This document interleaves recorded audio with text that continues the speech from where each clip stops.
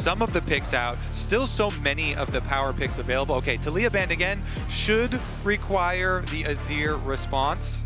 As expected, usually not wanting to give one without the other, unless you wanted to do some weird Poppy stuff and try and get 2-for-1 value there, because Poppy is another one of those ones that is left up and could be flexible to jungle or support, and is a very good answer. The Varus ban comes through from AL. So far the bans are very similar to what we saw. We are just missing that Azir that you were talking about, Kobe. T1 taking their time, thinking about how they want to close this one out. What will their priority be here in the draft? Remember, Rumble with Galio gone naturally rises in priority as well. Jarvan taken out of the pool, something we've seen Tarzan work with and have a lot of success with as well. And has a lot of synergy with Rumble. Yeah. So maybe looking to break that up. This will be the Rumble priority here for T1. Yeah, Rumble up and available, Rise another one, but it does feel like it is an angle for that potential Rumble first pick if T1 wants to go for it. Yeah, quite a few options still left up as far as the bottom lane, and they do slam down the early Lucian here. So Braum has been super duper popular as the pairing, even oftentimes surpassing the Namis and the Emilios of old, which definitely does kind of put you into a more counter-engage and defensive mindset, but it has a very flexible outlook. So let's see what the exchange is going to be. This would put a lot of this would dissuade you a bit from picking the Xin in that case, because then Trundle is very good into Xin, and some of the AD jungles have been kind of whittled away here already pretty early on. My instincts are that AL might just slam a Sion. Oh, okay. Could also be the early Yorick. We did see this come through in their series yesterday, I want to say. And I mean, it's a big comfort pick for Flandre. In the matchup against Bin, he actually fell behind a little bit, but then he came back and had a huge impact later on in the game. And so oftentimes you'll see either the Sion, Jax, maybe Cho'Gath into that one here. You could still do Renekton as well. One of the nerfs to Yorick for this patch for MSI was the armor. And so you do have a couple more of those options. And one of the things I like about the Trundle pairing with it is it's dissuading you from going towards the Cho'Gath and the Sion, which are two really stable, strong answers to the Yorick. I'm thinking about AL just locking something like a Rakan here as well. When you go for the blind Braum, obviously it's a fantastic pairing alongside the Lucian. Faker's Rise. These do feel like a lot of denial picks, but we saw a composition similar to this come through from T1 in their series against Gen G. And instantly, another denial, you know, taking away the Orianna from Faker. He's like, okay, fine, you're going to take my Rise, I will take your Orianna here. Both teams here really utilizing the fearless aspect of it, but that leaves up in doubt what is going to be the answer into Flandre's Yorick at the top side. They actually don't even protection ban it early on here, going for the Nocturne instead, which Owner has played a bunch of. Yeah, I guess they, as Azel was already saying, they're not worried about the tank responses just because the Trundle already locked in. And instead they're worried about the potential dive against an Orianna. Like front to back is probably the style of play that they want to be playing. They can also like round things out with an Ezreal. You'll notice that T1 also recognizing that support pool and wanting to remove the Rakan as a possibility. I wonder if something like the Leona may also be taken away, or if instead they might want to get rid of an AD carry option to limit some of Hope's options. But you can see that Jack's something that Flandre did play into when he played against Bin, and the matchup can be quite difficult, especially if that Jax gets ahead early. Okay, any more support options they're truly worried about playing into? Okay. The Alistar here instead. Generally, I consider Braum good into the Alistar, but I guess they are worried about just giving Kyle the ability to engage, wanting to limit some of the ways that he starts fights. Right now, the Karma Hover, really good matchup into the Braum, and they're going to lock that in. Screams to me something like an Ezreal to come through from the side of AL. It also screams to me that AL are not going to have a lot of hard engage at all for themselves. Going to rely on some pretty good shockwaves and going to rely on really playing the map. They're so good since they've used Flandre's Yorick so often, but having a bottom lane that is going to be heavy pressure, double poke there with the Karma instead of getting in their engage. We've seen the Lee do well into the Trundle just because of the mobility that the champion has. And Ona, I mean, he's a very well-known Lee Sin player. He did bring it out in Game 5 against Genji. Had a great start, but then he had that blunder around the Otacon where he stepped too far and walked into the traps. You also mentioned the Renekton earlier, Kobe. That does seem to be the direction that Doran is thinking, and he will lock it in. So a pretty powerful skirmish composition coming through from T1 with things like the Renekton, Lee Sin, and Braum. If Kerry can get out onto the map, like the 2v2s, 3v3s are monstrous. They have a tremendous amount of CC, between the Rise, the Braum passive, the Renekton stuns. They really can be powerful, as you say, but definitely some potential concerns as you get towards the later stages of the game. Can you actually lock down this Ezreal? Do you have enough hard engage to really get in there? Because you are dependent upon flanks, you're dependent upon getting in with someone like the Renekton or a kick flash onto the Ezreal who can be hard to lock down. I completely agree. I think that AL's composition is straightforward, and I like the approach that they've gone for. I will say across the board, the engage is quite low. I will give the range advantage to AL simply because they have the Ezreal, the small amount of poke that can also come through from the Yorick. But patience, I think, is going to be key when it comes to playing these fights, and control of the side lanes is going to be super important, because you think about things like the Rise ultimate being able to potentially set up a pick onto those side lanes. I mean, it's such a different draft than Game 1 for both sides. Both sides are very low on hard engage. Last game we had so many ways to start fights out. Nautilus, Wukong, all of these ways to full send it. This time, teams are going to have to be more creative. It's going to be about the setup. It's going to be about the angles of attack. Yeah, Flandre only has a single game on the Renekton so far this year. Of course, he's played it throughout his career, a very long career, but we'll get into it with Game 2 being so important. Jumping into Game 2. Keeping an eye on early vision, always super important. You'll notice Flandre making his way towards the bot lane will drop the ward for his bot laners. AL know they have solid range, but against a Braum in the early skirmishes, you have to be extremely careful. And it is going to be Spellbook again here for Keria. Loves playing it, really does fit his style. Such a creative and flexible support player. And Doran here sneaking in behind Tarzan. Has not been spotted just yet. And I don't even think they actually had vision of that ward going down. You're so right, Doran being very sneaky here will net them a little bit of additional information that Ale is not wise to. Sneaky Doran.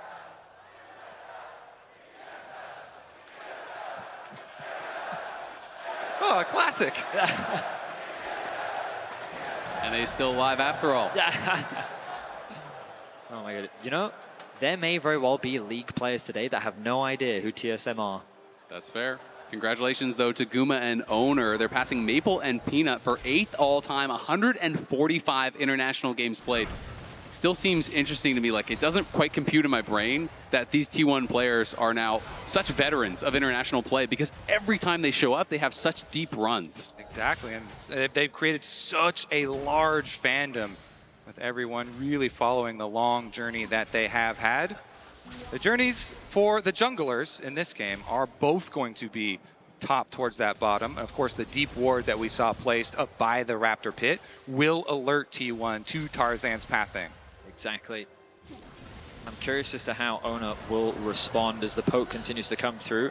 Early heal used by Carrier to sidestep some of the poke coming out from Hope. As Faker also just getting some nice trades in the middle lane. So T1 with push in mid and top. On the bot side of the map, it is Gumayushi and Carrier that are being put underneath their tower. There are a lot of histories, a lot of stories between the players on these teams, but also the coaches. Tabe has been around for a long time and has faced down T1 internationally a number of times, both as a player and as a coach. That was back when he was on Royal Club as a player, playing with Uzi. And as a coach, has had more success, much more success. I mean, 7-9 versus T1 is better than almost anyone does. This is a team that just wins time and time and time again. I will say I like what Tabe has cooked up for AL. Doran looking for a trade once more against Flandre. The back and forth between the two top laners as they're left isolated. Keeping my eyes on the junglers. The full clears are about to complete, and here we go. Owner is heading down, but Tarzan in the area as well. Both junglers will spot each other. Guma, nice little trade here onto Hope. Owner scrapping with Tarzan on the other side as Carrier goes forward. Can't connect on the winner's bite. Kael gets the root here. It does connect onto Guma. Owner heavily losing out in that fight, but will be able to just back it off. It will mean scuttle control on the bot side for AL. Yeah, really have to respect that Trundle. So he's going to be able to finish off this one. Owner actually going to make a pass through mid lane while Tarzan actually finishes the Scuttle Crab, running up to the second one so he doesn't get Scuttle Crabbed here.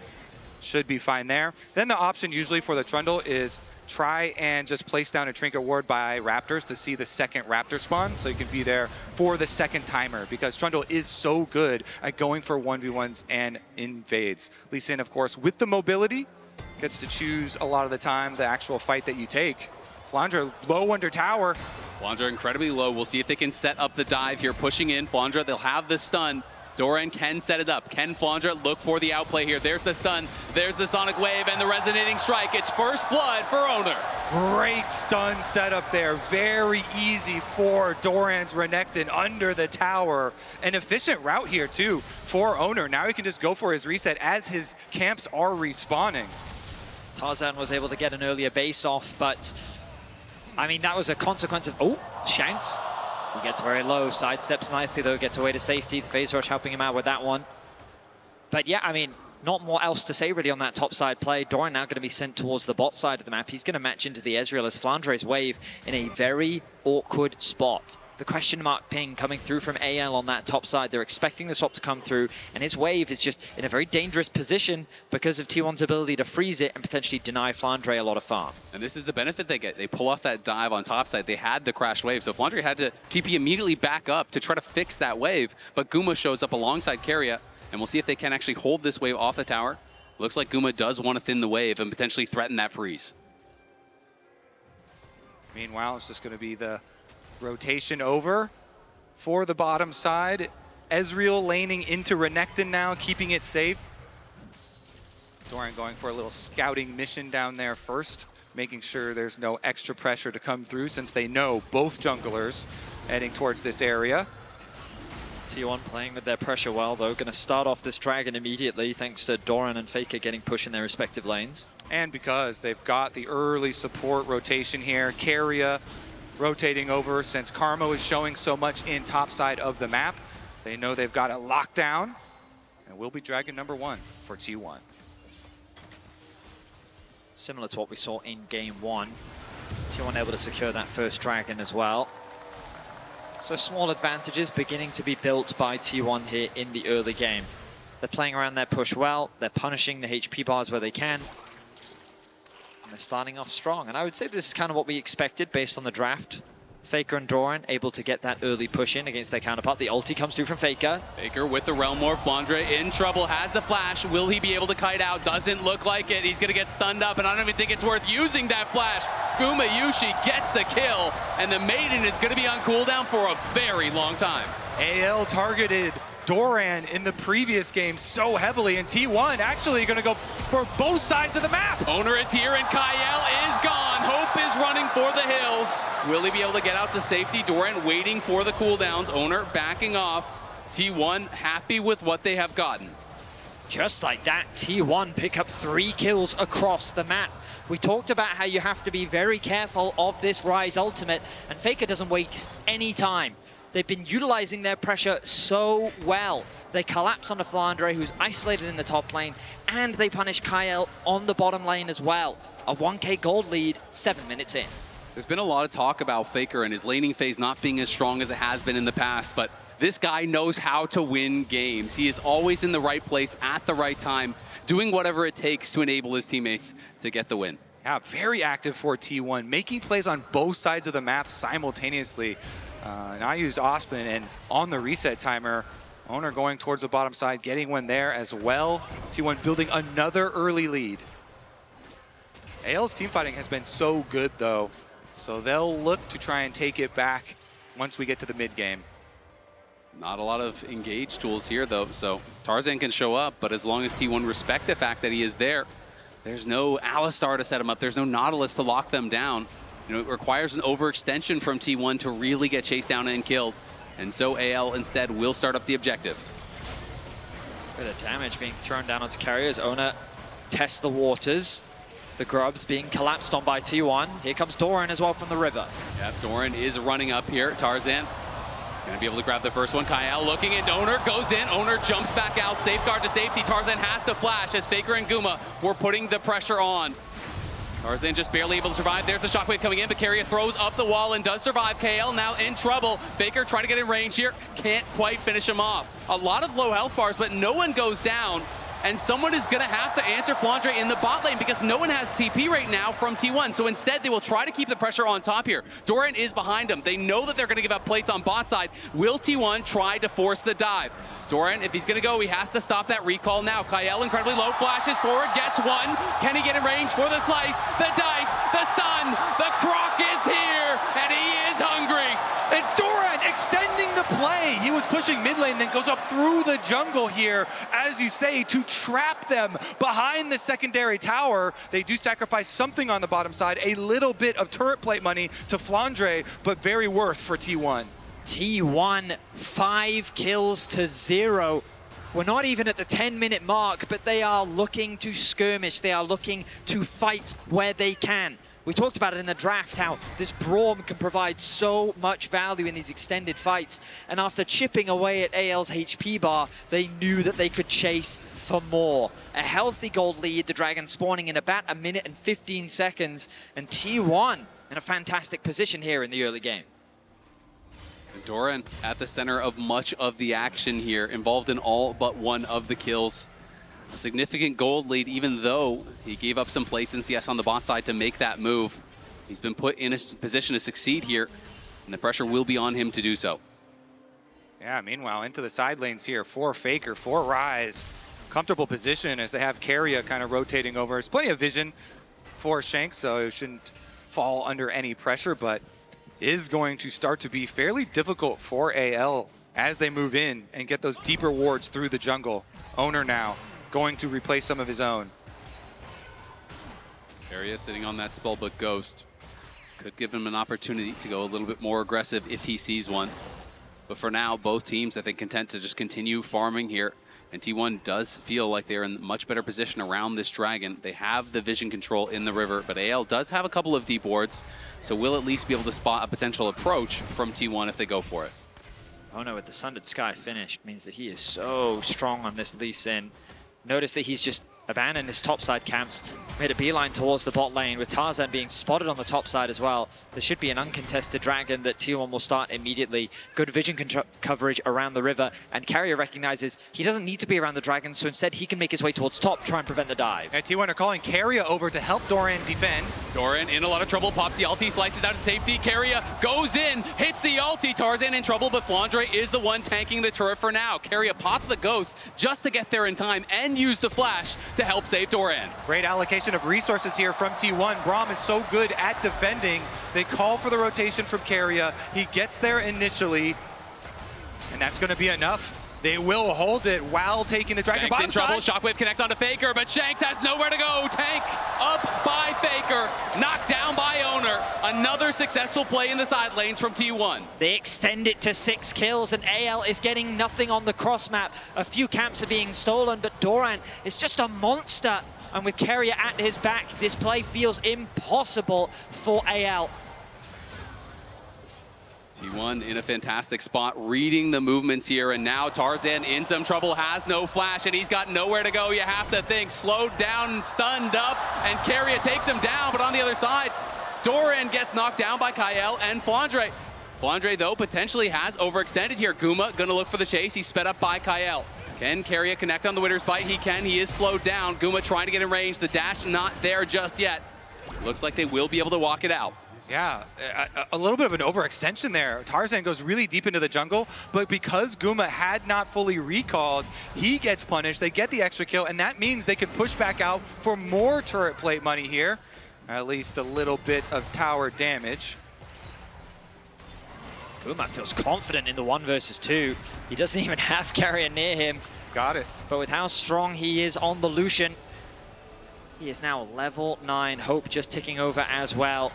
I mean, T1 is accelerating this game at a rapid pace. 13 minutes in, the kills are 7-1. And bear in mind, while Tarzan was on the top side trying to make a play happen, he was able to steal away a Grom. Owner just took his entire bot side jungle. He has nearly a full level over Tarzan right now on this Lee Sin. He's continuing to ramp up. And it feels like that as we get closer to this Herald, this third dragon, T1 can just force these fights that AL is not strong enough to contest just yet. They absolutely will, and they already have the feats of strength, have those upgraded boots through here for T1. A lot of magical footwear though, so not a lot of value grabbed from it just yet, but will be coming through soon, you have to think, as Tarzan in the area, trying to see if Dorian would go too aggressive. But Owner and Keria are here as well. Tarzan will spot them. Kyle there trying to keep him safe. Tarzan now is the target, will be able to back up. Nice pillar, buying some time as Keria will pop his barrier there with the spellbook and stay safe. I feel like with these compositions and with the early lead that T1 have, they're going to be in the driver's seat. They get to choose basically whatever fight is going to take place because AL have so few ways of actually forcing the issue in their favor or actually choosing the moment. Flandre locking down Faker. Looks like he wants a position for an all-in. He's trying to chase after Faker here, who is in some trouble. He's going to go for the Realm Warp. Can he actually interrupt it? He cannot. Doesn't have his cage available. You can bump him with the edge of it, but didn't have it up. Faker gets out to safety, but nice job by Flandre getting some pressure down. The True Shot Barrage will not interrupt him, but you can see Tarzan here to back him up. Keria, though, again, always covering the side lanes. Yeah, Keria, another shadow here, but the ghouls are doing some work. Ooh. Oh, Tarzan's behind him, and now I think they are going to go for the dive. The TPs are coming in. Tarzan has his eyes on Faker. Kyle there as well, but Owner is coming in. Teleport response from Doran. He is on Shanks. Tarzan's fighting on the other side. Doran trying to take down Shanks. He flashes forward. He takes him down. He's looking for a second. Flandre now in trouble as everyone piles in onto Doran. Doran will fall, but can AL get out? Another teleport coming back. It's Faker re-arriving to the fight. Owner kicks off Tarzan, takes him down, and Flandre trying to kite for his life. Kyle has the tether in onto Keria. But here comes Gumayushi and Faker. Owner fighting. The maiden living. Owner surviving as T1 wipe AL out of the bot lane. The collapse from T1 left AL in ruin. They lose 4 members in that exchange, and it all started with them trying to dive Faker. They see how low his HP is. The TPs come in rapid succession, but the arrival of Doran swings the fight. Yeah, Keria locket shields there, and then Faker's going to be able to recall. Doran, though, just absolutely destroyed Shanks, deleting him. Did go for the flash, and in the end, he does go down. But as you say, the rest of T1 are able to collapse, and you'll see there on the mini-map, Hope the Ezreal cannot join, so he just goes back to push the mid wave. I mean, Owner, we talked about how strong he is at this point in the game, and you can see while Flandre still does a lot of damage thanks to the Maiden, it wasn't quite enough. The collapse from T1 was swift, and now they find themselves with 11 kills, 16.5 minutes in. And it's a small thing, but a critical one. Flandre didn't focus down the tower when Shanks arrived. So when Doran stunned him, the tower was on him. The tower bot lane lived with like 10 HP down there. So that got so much extra damage to help Doran knock Shanks down immediately. Yeah, this one's snowballing so heavily in favor of T1. Should be effortless to pick up Dragon number 3 for themselves with a large gold lead with so much CC to their advantage. Should be able to push in on AL. I guess the silver lining to that tower not going down earlier, they've got objective bounties on it, so they can hope to try and get an objective bounty on that tower standing there. You look at that thing and it's gonna die. 25 HP on the tower. Oh, Kyle, he's in danger. He is, but Hope is here, as is Tarzan. Owner should be fine here. Realm War coming through. Faker posturing aggressively, but Tarzan trying to turn the damage down. Owner, nice kick back, looking for Kyle. Is going to try to get out to safety, but there's the shockwave over the wall from Shanks. AL low on health. Can't extend the play here. Hope shifts forward aggressively. Does get some good poke down. That is kind of the gold difference in action. AL just don't have enough in the tank to punch through these health bars. And I just love that T1 is recognizing the strength of their composition. It's good at skirmishing. That was a 2 versus 3, and they just went in. They know that in these smaller fights is where they can really outplay their opponents and get the better when it comes to the damage. And AL, when it does extend into these bigger fights, it's not like it's a straight up 5v5. It's like a 2 versus 3 that then turns into another 3v3 because someone ends up falling. The tower will finally go down.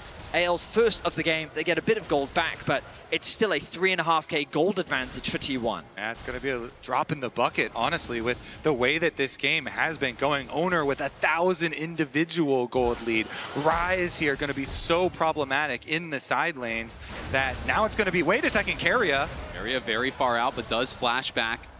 and jumps over to Faker. Keeps himself safe. I mean, this is a ridiculously fast dragon stacking game as well. You're looking at a soul that could be here around 22 minutes if T1 are able to do it right on spawn. I don't see any reason for them not to do it right on spawn with how they can set it up too. Outer towers down, they can move in, place the prerequisite vision here through the blue quadrant of AL. And again, since AL, really the only kind of plan is to split push with Flandre or try and walk right into them and hope for a good shockwave placement. T1, yeah, they do just that. They fully take over jungle vision, take out that outer tower, and will set themselves up nicely. Doran gonna drive it in for a second charge here. And this tier 2 tower, not long for the world. Flandre's in the side lane, gonna be hunting for that bounty. We can already see pings from T1. They are gonna be heading up there, sending Doran to respawn. And Flandre knows he cannot stay around to try to knock that tower down. So T1, again, an unanswered play here. 2 towers in the mid lane and extending that gold lead to nearly 5,000. Faker, though, could be in trouble. Can they actually knock him down? Do they have the interrupt? The shockwave does stop it, and Faker does get shut down. The gold goes to Tarzan. So the mid laner finally falls, and AL claw back a bit of gold, but T1 have already extended that lead after taking so much in the middle lane. Top tower still relatively healthy. Guma pushing in another wave in mid. Artican about to spawn on the top side of the rift. AL gonna look to recall, but we know T1, they are not afraid to force this objective. And critically, Faker didn't waste the flash here. He knows he's going to have that available for the next dragon fight, for these big objective fights, and T1 are not even going to wait for the dragon. They're starting the Otacon now. Yep, they have such a good advantage. They can just force on these objectives. AL are coming, though. They are going to fight. We'll see if they can find their way in. Keria not allowing them to get past here. Guma in a good position. Tarzan trying to force his way in, but they're immediately turning around to him, and the culling is getting so much damage down. Doran into the back line. Hope over the side, trying to go in. He shifts in onto Keria, but it's a shutdown there over on Owner. Shanks is trying to run as Faker is behind them. Doran and Faker. It's a triple for Guma, but it's the solo leaders getting so much work done. Doran flashes in. Hope tries to shift out. Gets back over the wall with the flash of his own. Shanks now running from Faker. Doran trying to corral Hope here. Hope looking to try to make an outplay. Shanks on the side. Faker flashes in. He takes him out just as his teammates do the same to Hope. T1 get an ace, and they're going to claim the Otacon. They may lose Owner, but they will take every last member of AL, including the Otacon. And then look at the Dragon just 50 seconds away afterwards. They can reset and move their resources over to the other side of the map.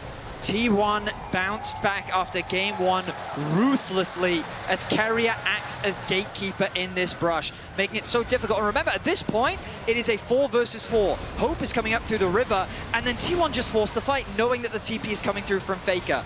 At this point, Owner, he has to get away from Hope, so he goes in a little bit deep. He gets close to taking out Tarzan, but he does the damage that he needs to do. Guma dancing his way through the fight, sticking close to Doran, gets himself a triple. He's going to get an extended quadra after picking up Hope at the back end of this fight as Shanks falls on the top side to Faker. We came into this series really believing that it has what it takes to go a full 5 games. And T1 here in game number 2, pushing back so heavily, already looking to even us up if they can complete this game.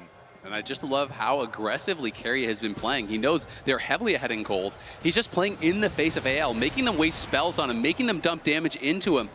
And AL gonna look for a cross-map play. Faker did spend his flash in the last fight. The pillar is good. Kenny Realm Warp out to safety. The tether not in time. Faker is safe. The soul is claimed. It's all T1 all the time. Well played by Faker. He goes first to proc his phase rush. That means that they have to use the pillar, and as soon as the pillar is used, he knows he can proc his ultimate and get out.